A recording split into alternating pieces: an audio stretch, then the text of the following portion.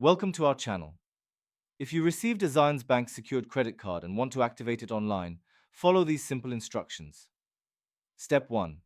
Open your web browser and go to the Zions Bank website at zionsbank.com. Step 2. Click on the Sign In button located at the top right corner of the homepage. Step 3.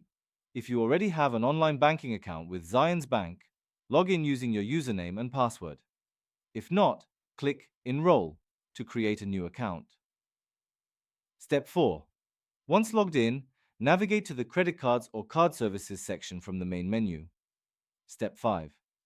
Look for the option labeled Activate Card or New Card Activation and click on it.